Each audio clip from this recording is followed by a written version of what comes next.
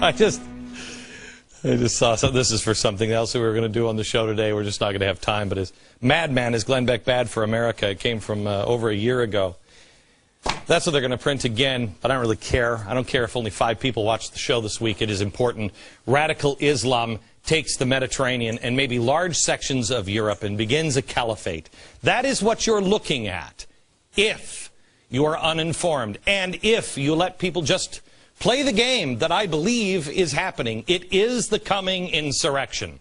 And education and knowledge will empower you to make sure you don't fall into the trap. Now, I don't know if you've noticed the cries of the media saying that this Egyptian revolt is pro-democracy. But I can't think of anything that is more laughable. It is not pro-democracy. Now, maybe it is for some. I mean, the people have been abused by a brutal dictator. That is true. And I stand with the people of Egypt. But they're being played. Some said that this is like the Berlin Wall, but it's not. This isn't about freedom or democracy for the power players. We've seen all of this before. And the useful idiots that the students played in 1979. In 1979, under the iron fist of the U.S.-supported Shah of Iran, just like here, the Iranian Revolution began. And it began with students. And it was all supposedly about freedom as well. Well, now, of course, we know Iran is a hardline Islamic state, but how did it get there? For years, Iran was our staunchest ally in the Middle East, so close of an ally, in fact, that in 1979 or 77, President Jimmy Carter traveled to Tehran to have New Year's Eve dinner, toasting the Shah and his nation as an island of stability in the Middle East. The guy wasn't a good guy. Well, neither. It's hard for me to say that with these two on the screen. Anyway, 2 years later, he was in exile, and Iran was in the hands of radicals. In Iran, the Shah was a brutal, brutal dictator, torturing and killing thousands of his own people. Iranians had had enough. You cannot do that to people. So the students, who are always the ones to stand up for revolution, Lenin called them useful idiots, they stood up.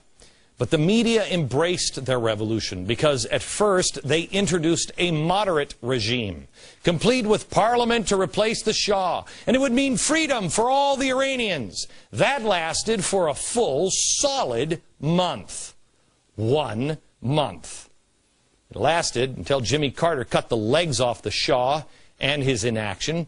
And without the support from the U.S., the hardliners, led by the Ayatollah Khomeini, seized control and installed what he called God's government. There he is. The Ayatollah replaced the Shah's secret police with his own revolutionary guard. And freedom again eluded the people of Iran. Being played. The people of Iran were being played. Under his watch, on November 4th, 1979, thousands of Iranians, mostly students, stormed the U.S. Embassy and took 66 hostages. One of those hostages says one of those students was Mahmoud Ahmadinejad. This is a crisis that would go on for the next 444 days. How many Americans know that's where Nightline started? It was all about this. Well, it's completely different from the freedom-loving, democracy-loving crowd in Egypt. Really? Well, you got me there. Iran was our key Middle Eastern ally, right? And now it's Egypt, right? In Iran, we got into bed with a nasty tyrant, the Shah of Iran. Now it's Mubarak. Yep, that's totally different. Tyrant and a tyrant. Revolution started with students in Iran. Well, that's totally different because now it started with students in Egypt. Here's some shots of the protest in Iran. And here's some protest shots of Egypt. So we have, oh, there it is. Yep, completely different. I've been saying for a couple of years now, if you introduce hunger into this global powder keg, you will see it explode. Egypt has seen a spike in their cost of living, particularly in their food prices. 40% of their population earns less than $1 a day. You put into this mix the steps of the Muslim Brotherhood. But don't worry. No, listen. Here's a really smart dude that wants to run the country saying that they're not a threat. The Muslim Brotherhood has nothing to do with the Iranian model, has nothing to do with extremism. They are part of the Egyptian society as much as the Marxist party here. I think this myth that has been perpetuated and sold by the regime has no iota of reality. Okay, all right. So they just have as much credibility as the Marxists do. Oh, that probably will be another episode this week. This is the same situation we had in Iran in 1979, and it is repeating itself all over again. And it is being sold to America as a fight for freedom. How free are the people in Iran today? And if Egypt falls to hardliners, how far behind will Yemen be, and Algeria, and Saudi Arabia? Back in 1979, Iranians used to say, when the monster exits, the angels enter. After replacing one monster with another, does anyone in Iran still believe in angels? All the people hate him. He's supporting Israel. Israel is our enemy. We don't like him. And he's the first eye for them here. Israel and America supported him. We hate them all. We don't like them. I actually saw that report yesterday afternoon. I wrote it down in my journal at 4:08 so we could pull that. It went on. It got worse. And the CNN journalist didn't ask a follow-up question. We always hear the reason they hate us is because we're rich and we don't help them. Or that we're hoarding resources and raping the planet. Or we're keeping people down. It's really none of those. I mean, sure, they might play a role here and there, but really there are two reasons that those in the Middle East hate us. First, to the extremist, we're infidels. In Islam, infidels are anyone who doesn't worship Allah. The fundamentalist extremists feel they need to wage war and behead all the infidels and bring them under the rule of Islamic law, otherwise known as Sharia law. That's what a caliphate would do. It is a system of government for the whole region under Sharia law. Second, and I think a more prevalent cause, and she kind of touched on it, we're hypocrites. We say that freedom is on the march, but then why are we supporting dictators? Which is it?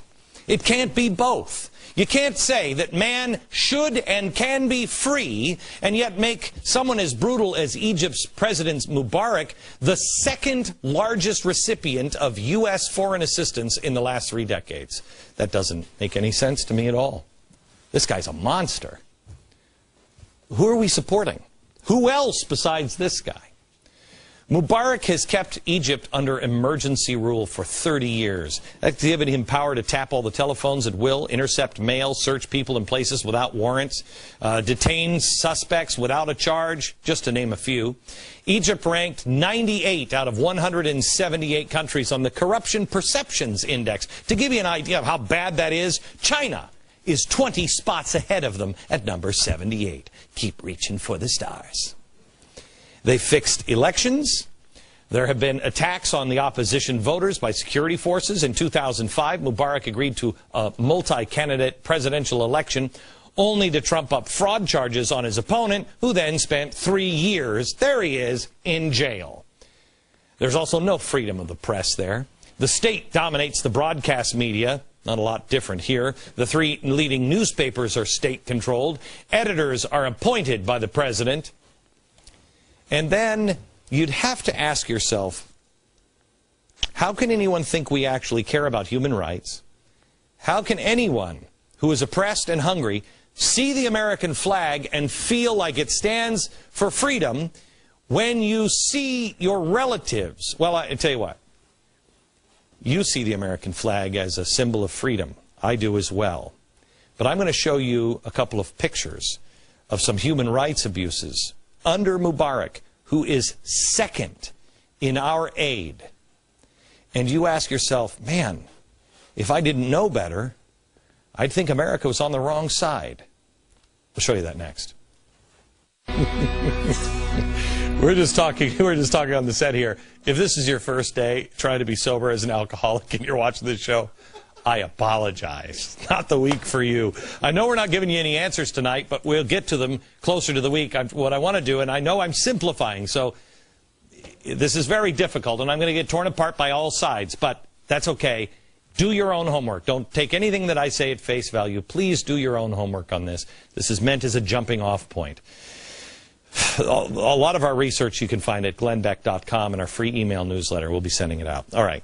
We were telling you about Egypt's dictator, Mubarak. I've told you before that this riot is involving real people, but it's also being controlled by the socialist communists and by the Muslim Brotherhood. So you don't want it to go there, right, Glenn? Well, yeah, but you don't want it to go back to Mubarak. Let me give you some examples of recent human rights abuses under this guy's reign. In 2006, one blogger was arrested and then spent 4 years in prison because he insulted Islam and defamed President Mubarak. He's allegedly held in solitary confinement and he has been tortured. Mubarak's police force is ruthless. In 2009, one woman, Mona Thabit, went to the police to file a complaint that her husband had been tortured by the police. They responded by beating her and shaving her head and then burning her with cigarettes. There you go. Government closed the investigation, citing lack of evidence. Anybody else got a problem? Last June, this blogger in this poster, his name is Khalid Said. He was allegedly beat to death by 2 policemen, all because he posted a video on the internet that showed police officers taking drugs from a bust for themselves. He was so badly beaten that, and if you have kids, please don't have them see this. This is a picture I would not normally show. I warn you, it's extremely graphic. It was taken by the AP, but you should see it because the government has explained that his death was caused by him choking on a joint during his arrest. I don't know if you can see his teeth are this way. It is a horrific picture. Also, our rendition program, a program we created under Bill Clinton to clean our hands and outsource any kind of really nasty torturing. We send suspects on a ghost plane to be tortured in Egypt. We send many of them to Egypt. Obviously, they're experts. Is this the kind of country we are? These are our friends in the Middle East. Do I need to tell you any more about Mubarak? Should we get together and explain to the media why the people in the Middle East really hate us? Because it's not about our wealth. It's about our friends. We covered much of that today. Tomorrow, who's organizing the riots? Is our government involved? What the role the Marxists playing and the Muslim Brotherhood? Things you need to hear. Coming up at 8 o'clock tonight, I'll be on with Bill O'Reilly. More of the same. And some new things as well from New York.